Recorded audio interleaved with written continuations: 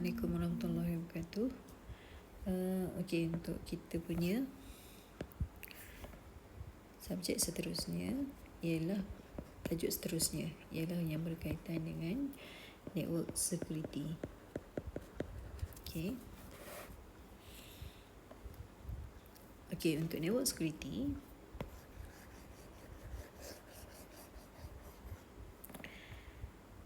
apa yang paling penting ialah kena tahu kenapa perlunya security. Okey. Kenapa, maksudnya sekarang ni network security bermaksud adalah kita nak securekan network. Okey. Kena tahu security goal ada 3, iaitu 1, confidential.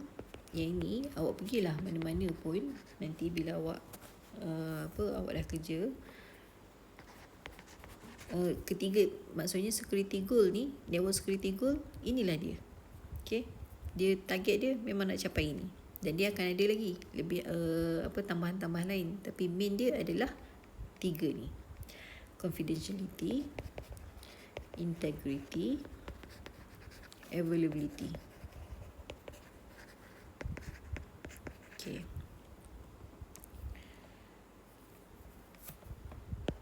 Ketiga-tiga ni 1, 2, 3, confidentiality, integrity dan availability. Apabila okay, first kita tengok dulu confidentiality ni dia untuk apa. Confidentiality ni dia fokus untuk to secure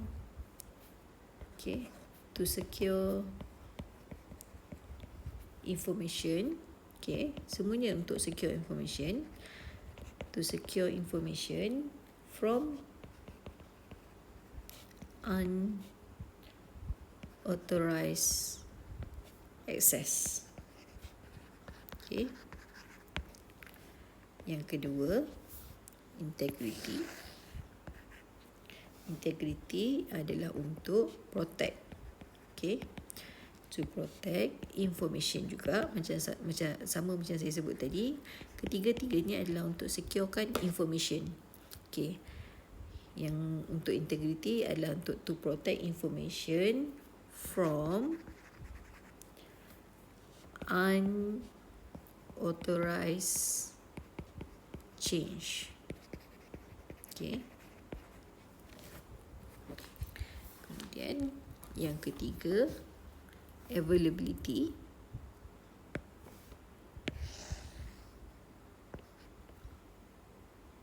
Tak buat kat sini. Okay, yang ketiga, availability adalah untuk supaya data tu, information tu, apabila authorized entity nak, dia ada. Okay, dia punya ayat dia available. Okay, dia punya ayat dia adalah available for authorized entity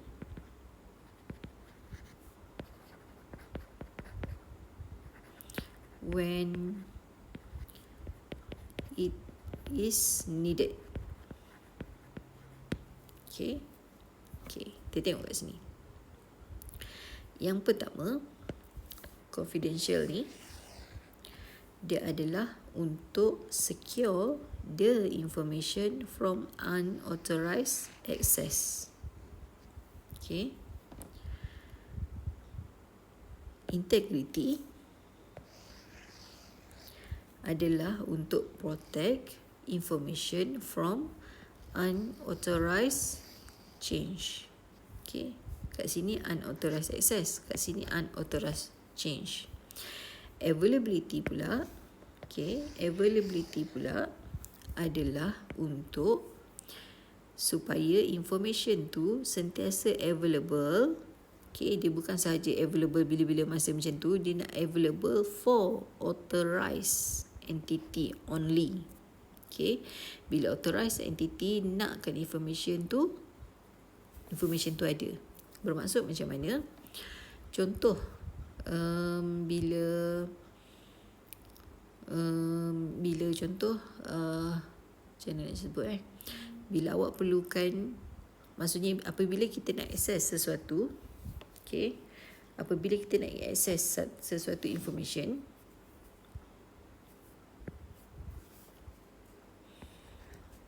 okay, bila awak nak akses sesuatu information, maksudnya, okay, contoh macam ni, untuk bank in, okay, untuk online banking.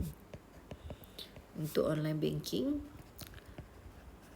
bila awak masukkan awak punya data, okay, awak masukkan awak punya data, and then contoh CIMB. So dia akan pergi ke server CIMB. So bila awak masukkan data yang betul, username betul, password betul, bermaksud awak adalah authorized person. Okay, awak adalah authorized person dan awak perlukan data. Maksudnya bila awak access tu, awak perlukan, of course lah, bila kita nak masuk online banking tu, kita perlukan data. Maksudnya kita nak communicate dengan server untuk apa yang kita nak tengok kita punya account berapa. So semua tu, information tu adalah daripada server. So bermaksud apabila awak masuk dengan username dan password yang betul, so server CIMB akan pulangkan semula data yang awak perlukan. So maksudnya awak adalah authorized user. Bila mana awak perlukan maklumat tu ada. So itu maksud dia yang tadi tu. Okay. Alright. Seterusnya,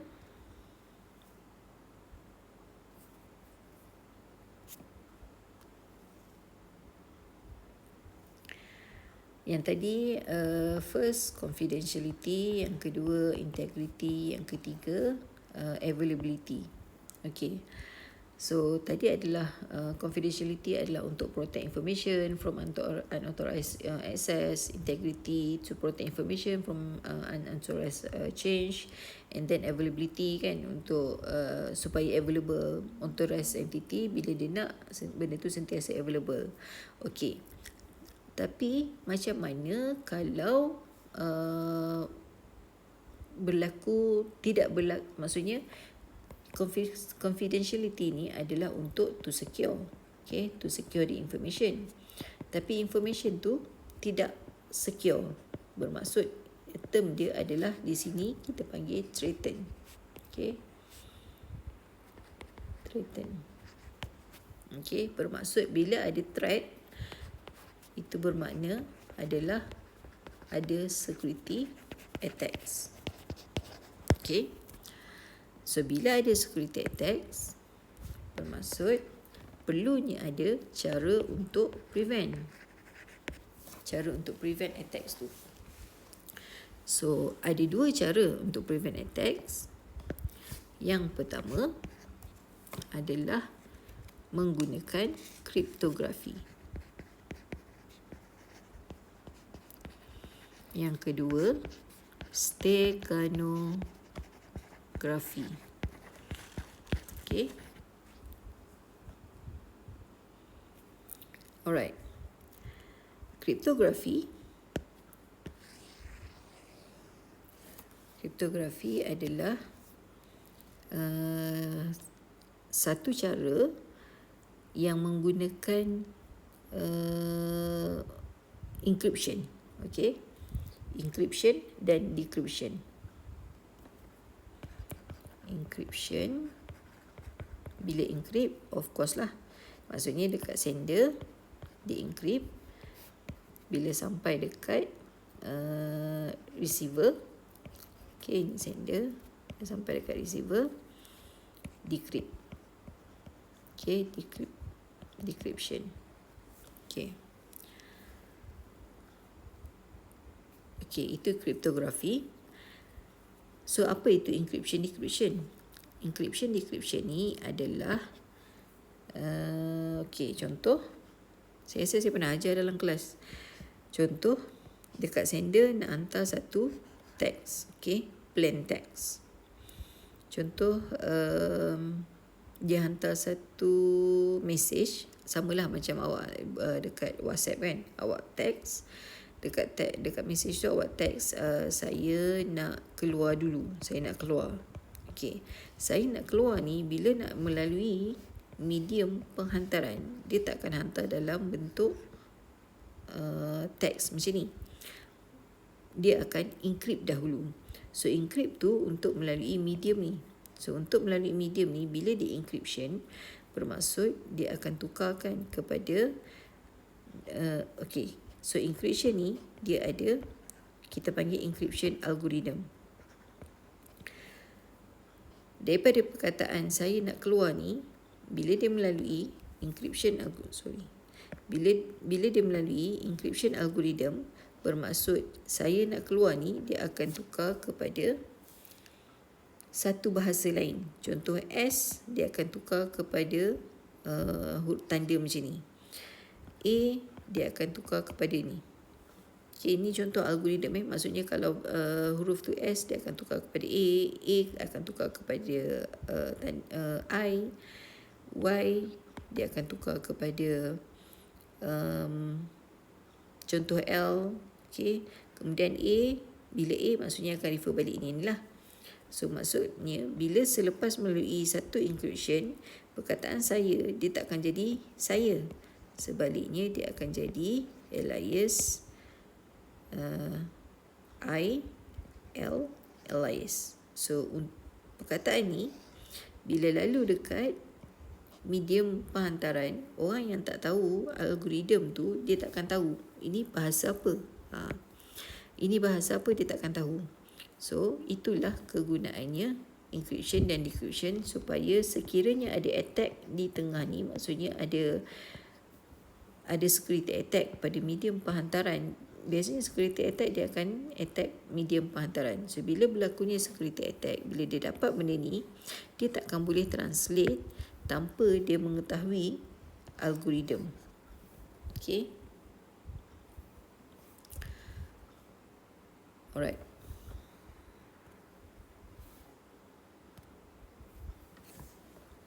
Okay, seterusnya. Untuk confidentiality, okay,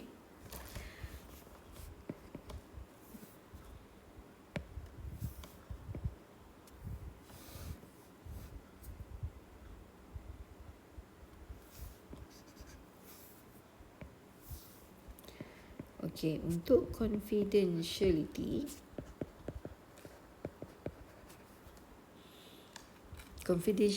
dia confidentiality can be achieved using cipher. Okay, can be achieved using cipher text tu maksudnya yang tadi tu, dia lepas dia melalui encryption, dia ada perubahan tadilah. Maksudnya perubahan tu, contoh yang tadi saya kata saya tu, bila dia masuk dalam encryption algorithm, dia akan tukar jadi dia akan tukar jadi satu bahasa lain. So satu bahasa lain ni, ini yang kita panggil cipher text. Okay, yang orang lain tak tahu apa maksud dia tu. Okay. So cipher text ni pula terbahagi kepada dua. Satu, symmetric key. Kedua, asymmetric key. Alright. So apa beza symmetric key dengan asymmetric key? Okay. Symmetric key dia menggunakan using same key. Okay, ni keyword dia, using same key for both.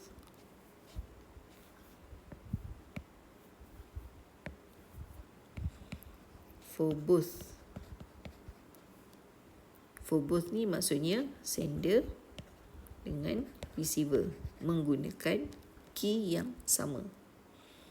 Okay. Key can be used for bidirectional communication. Maksudnya both menggunakan key yang sama. Bila sender nak hantar mesej kepada receiver, sender akan menggunakan satu jenis key. Kemudian receiver bila dia dapat message tu, dia akan menggunakan key yang sama ni untuk decrypt. Okey, contohnya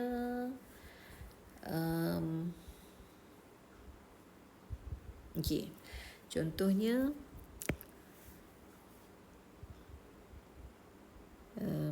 okey, saya lagi barulah. Okey. Dalam network security, awak akan biasa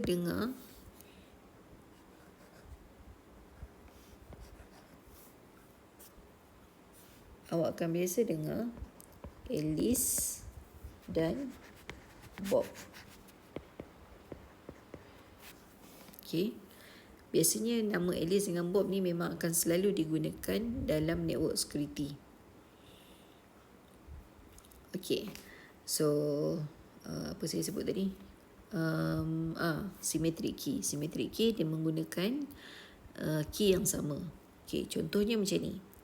Alice dia nak hantar mesej kepada Bob. Okay, Alice nak hantar mesej kepada Bob. Pada masa yang sama, Bob pun nak hantar mesej kepada Alice. So, both lah maksudnya bidirectional. So, dua-dua boleh pada masa yang sama. Okay. Alice nak hantar mesej kepada Bob. Okay, asalnya dia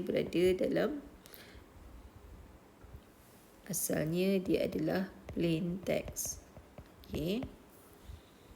Kemudian sama macam tadi, daripada plain text ni, bila dia melalui encryption algorithm, okay, encryption algorithm, dia akan message plain text ni dia akan bertukar menjadi ciphertext. Yang saya sebut tadi, saya tu dia bertukar kepada satu simbol yang okay, saya cuba buat contoh. Sini tadi plain text dia tulis saya.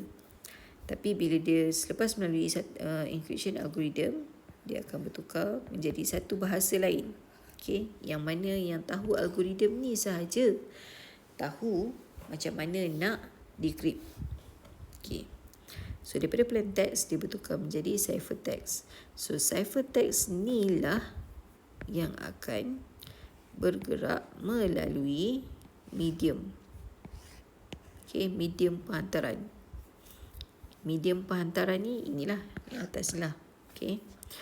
So, medium penghantaran ni, dia adalah satu channel insecure channel. So, bila mana insecure channel, maksudnya siapa-siapa pun boleh ambil message tu. So, that's why dia perlu tukarkan dulu kepada ciphertext sebelum melalui insecure channel ni. Insecure channel ni macam saya sebut lah, bila dia dekat highway, ni ibaratnya, insecure channel ni ibaratnya highway lah. So, bila bertukar kepada ciphertext, maksudnya dekat highway ni, bila orang tak nampak, dibuka, maksudnya orang orang tak tahu apa isi dalam tu. Jadi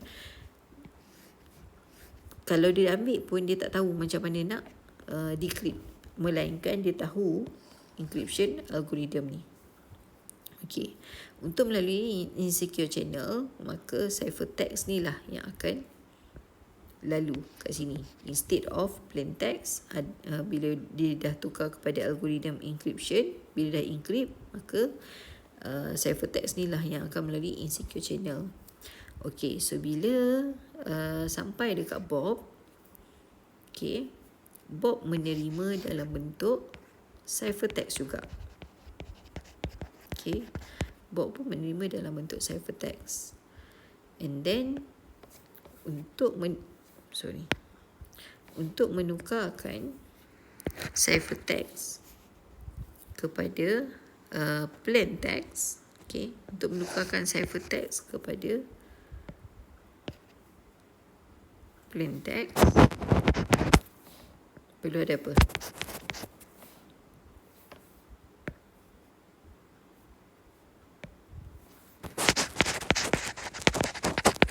Perlu ada perlu melalui decryption. Okay, decryption algorithm. Okay, kalau perasan kat sini encryption, kat sini decryption. So, apa yang kita sebut symmetric key tadi? Symmetric key adalah dia menggunakan symmetric key dia menggunakan same key, kan? Same key for both. Bermaksud Alice gunakan key yang sama dengan Alice akan encrypt plain text menggunakan satu key, dan key yang sama ni bentuk key lah ni, dan key yang sama akan digunakan oleh Bob. Sinilah contohnya.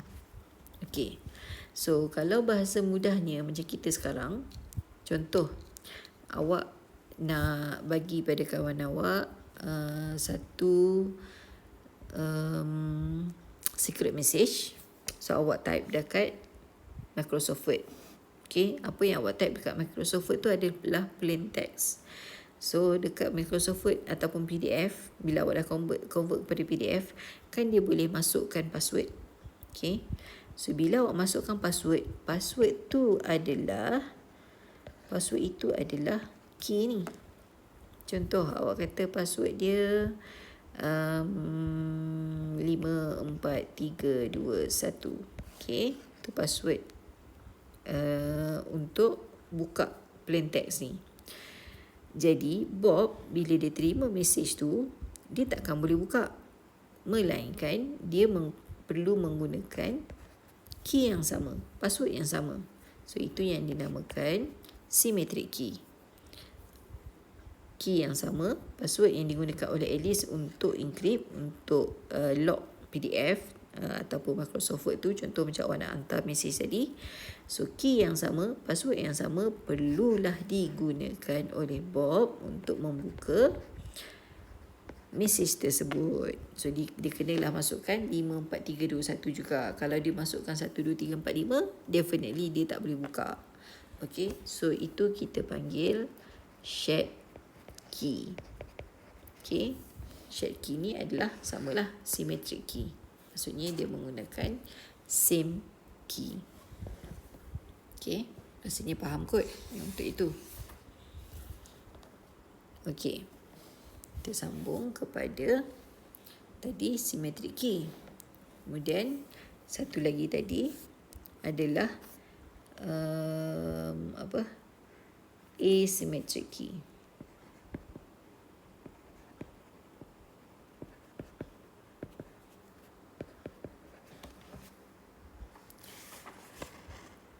Asymmetric key dia menggunakan, kalau tadi symmetric dia menggunakan key yang sama. Asymmetric key dia menggunakan key yang berbeza. Okay, key yang berbeza ni contohnya macam mana? Okay, kita gunakan yang samalah. Alice nak hantar mesej kepada Bob. Okay, kalau tadi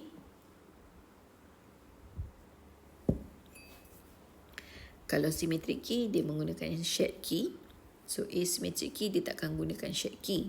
So macam mana dia orang buat? Okay, Alice menggunakan Alice yang nak hantar mesej, tapi untuk lock tu Alice gunakan Bob's public key. Okay, Bob pula bila dia nak buka mesej, tu dia menggunakan Bob's private key. Okay, nampak macam confused kan? Benda mudahnya, okay, analogi mudah macam ni. Ini Bob punya public key. Ini nama Bob, sedangkan Alice yang nak hantar. Kemudian bila Bob nak buka, Bob guna pula Bob punya private key. Okay, contoh analogi paling mudah, apabila penghantaran surat. Alice nak hantar surat kepada Bob. Macam awak lah, awak nak hantar surat kepada kawan awak. Surat. Okey. Pada atas surat tu, bila Alice nak hantar surat kepada Bob, address yang dia perlu tulis pada surat tu, address apa? Of course lah address Bob, sebab dia nak hantar surat kepada Bob. So address Bob tu lah yang kita panggil Bob public key. Okay. So bila bermaksud public key tu bermaksud semua orang yang siapa-siapa sahaja yang hantar surat kepada Bob, dia mesti menggunakan Bob private key. Bob public key. Public ni maksudnya semua orang tahu address rumah Bob. Kalau orang nak hantar surat kepada Bob, dia kena tahulah alamat rumah Bob. Okay? Dia kena tahulah alamat rumah Bob. So, itu kita panggil Bob's public key. So, Bob pula, bila dia nak buka, bila sampai address tu, bila surat tu sampai kat rumah Bob, ibaratnya analoginya dia surat tu masuk dalam peti surat rumah Bob. Okay, surat ni masuk dalam peti surat rumah Bob. Dan peti surat tu berkunci.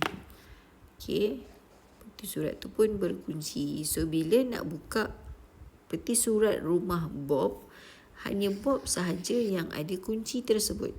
So, bila Bob hanya Bob yang ada kunci tersebut, itulah yang dinamakan Bob private key.